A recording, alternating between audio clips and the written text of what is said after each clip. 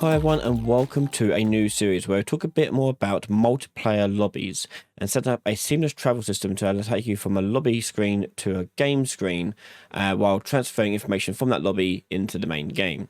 Now I've seen lots of people attempt to do this before with game instances and things like that, but we're going to go through and showcase how you meant to actually do this using seamless travel. So let's jump in and take a look at how we first set up our game modes.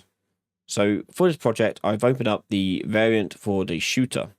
So over here I've got the shooter arena map, but I'm going to use this template, first person template map as my lobby map. So the lobby is a separate map entirely, and what you should also do is make a separate game mode to handle this. So I'm just going ahead and create a new game mode. And more in particular, you want to make sure you're not using game mode base. You want to use game mode like this. Now, the reason why you want to use this game mode is that this automatically handles a lot of the transferring of data from one scene to another scene. You'll see a few functions and events here that run only when we're using this game mode. So we're going to call this one GM lobby, and we're going to open up GM lobby. Now, for game mode to successfully server travel, we have to set it up to tick on use seamless travel, which is found in the class default settings. Hit compile and save that. So the main thing I need to do is assign it to the map here. So I'm going to go to world settings and change my game mode over here to my game mode lobby. Oh, I forgot one thing. In that game mode lobby, we want to make sure our class default for the default pawn class is set to null or none, so nothing comes in. We'll be coming back to this in a moment when we start making the player states. So for this, we want to set up a camera. So we're going to create a new camera for our scene here. And I'm just going to make it actually a separate camera that it's only in this scene. It's not going to be used anywhere else. So I'm just going to go ahead in here and search for camera. And we're going to take camera actor. And I'm going to drop that in there, and we'll just put that over here.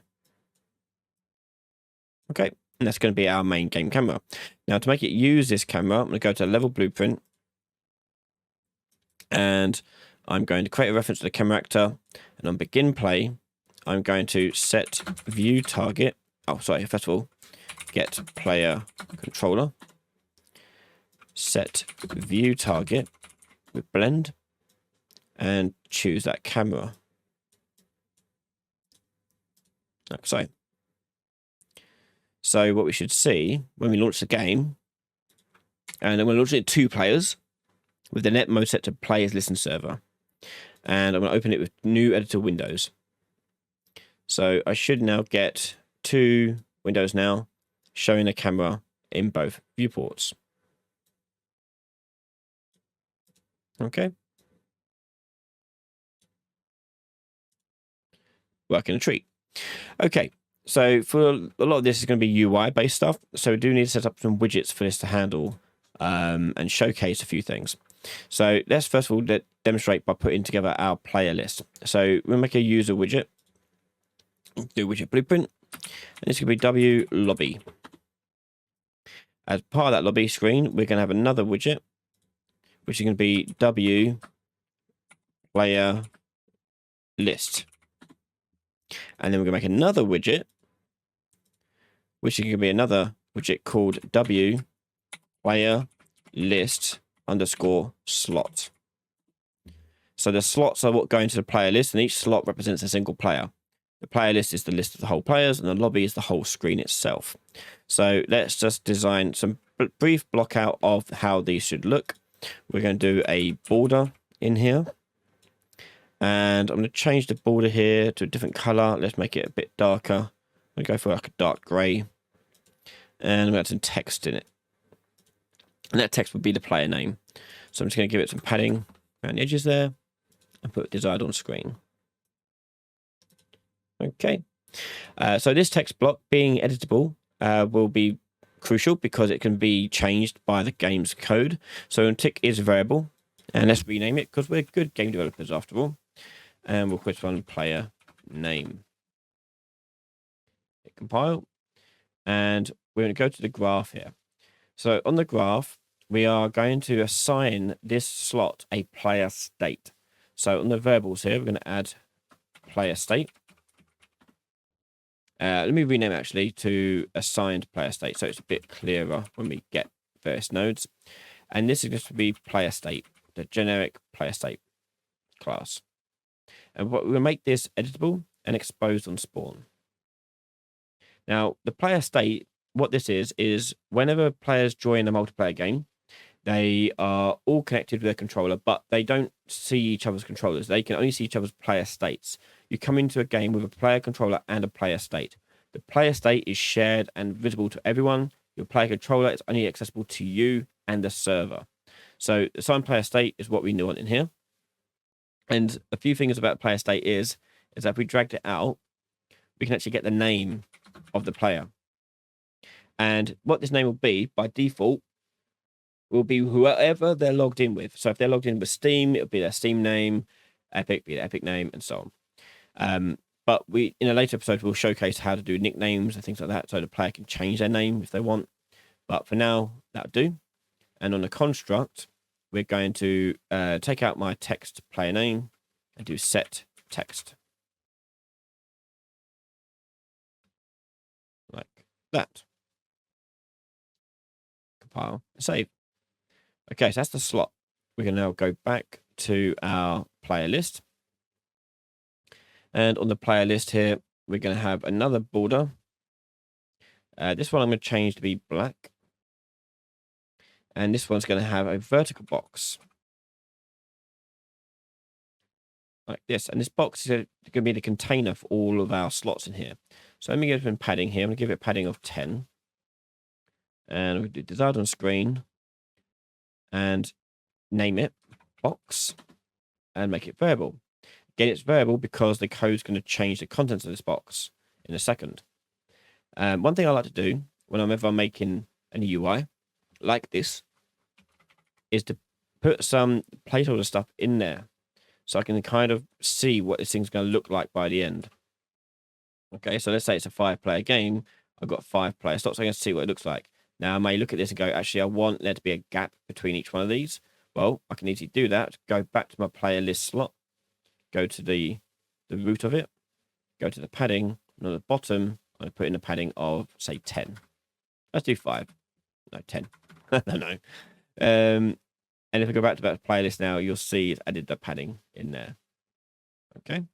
And what I can say with this bottom one, because this one's going to be at the bottom anyway, I'm going to take out the padding at the bottom. So we can go over to, sorry, here, and change that to 0. Okay, so there we go. There's our player list. Now, this is going to be populated by what's called the game state. Now, the game state is similar to the player state in the sense that everyone has access to it. You can all see the game state. But the game state is spawned in with the game mode. So the game mode spawns this in. Players can't see the game mode. They can only see the game state. But what the game state ideally does is it stores the player array. This is a list of all the players that are in your game. So if I right click in here and get player array, get game state, sorry, helpful first, game state. And then from there, get player array. That's a list of all the player states that are part of your game. So we're going to go in there, do a for each loop, plug that in. And we want to, on that loop body, create widget, and choose our player list slot. And the assigned player state will be from this array element. And then the final result of this can go inside our box. So take our box, add child to vertical box. Now at the start of this, a good idea to do is to add the box in and clear its children. So when we eventually refresh this, we clear the contents of it and just add all back in again. So I'm just going to clean it up and just collapse that all to a function. We'll call it populate player list. Compile and save. So that is the player list done. We're now going to go to the lobby widget. And in here, we're going to have a canvas panel. And part of that canvas panel, we're going to have our player list. And I'm going to put that player list in the bottom left. So I'm going to click on the anchors, hold down Control and Shift and pick this one. And it'll move it and align it to the bottom there. I'm then going to click size the content. You can see the size it's going to take up. But this could vary and change. So what I'm going to do is actually turn that off and change the size manually here with size X and Y. So size Y, we'll change that to 500. Yeah, that'll do. And size X, I'm going to increase that a little bit. We'll go to like 400. Yeah, that'll do. And let's add some position padding here. So position X, we're going to add in 50. And Y, we'll do 50 there. Oh, minus 50. Okay, and there's our player list. We hit compile, save, and done. So now that's done, we now need to have our lobby widget appear on the screen. So for your lobby, not only should you have a game mode, you should also have your own player controller. So go to our classes, new blueprint class, choose player controller, click PC lobby. And we're going to sign out to our game mode. So go to game mode, class defaults, go down to player controller and choose your new player controller. Okay, now back into our PC lobby, our player controller we just made. And going to head into the event graph. And on the begin play of our player controller, we're going to set the input mode to UI only. The player controller will be self. And we're going to do on the class defaults, show mouse cursor. Oh, and also, most importantly, create the widget for our lobby. Add to viewport. Now, a big deal here is that we only want this to run on the local controller. Remember, the server will have access to this controller as well. So we don't want begin play to fire off every single controller that the game mode that the server has.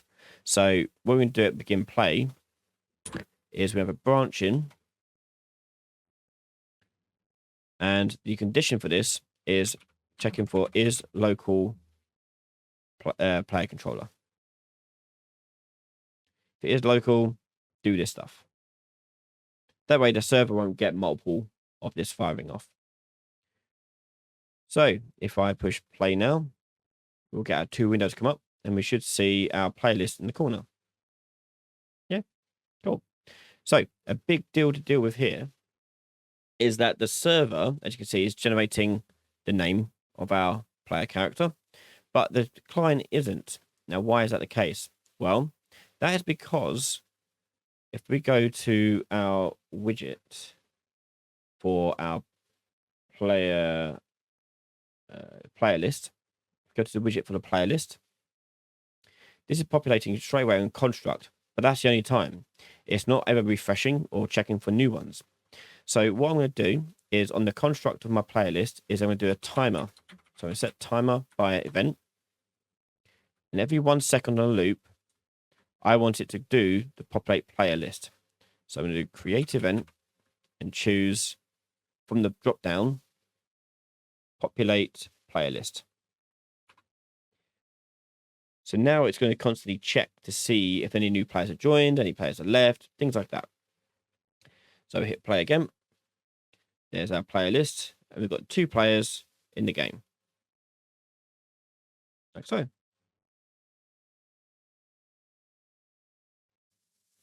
So there you go. That's how we are starting off here. We're making our own game mode, our own player controller. Eventually, we'll make our own player state as well, but not right now. But we've got it showing our player name successfully. And as I said, that will update if players leave, join, so on throughout the game. So what we're going to do in the next episode is showcase the transfer from going from the lobby screen to the actual main game and starting to show how you can transfer information from one to the other. You can watch the next episode right now over on patreon.com/Ryan Laley. You can find all our videos early before everyone else from just $1 a month. And if you want a private training session every single month as well, become a Diamond Patreon member. Every Diamond Patreon member has the ability to book a session as part of their subscription every single month. So massive thank you to all our patrons, YouTube members, and everyone else for supporting the channel. If you haven't yet already subscribed to the channel, make sure you hit the like button, and I'll see you all in the next episode.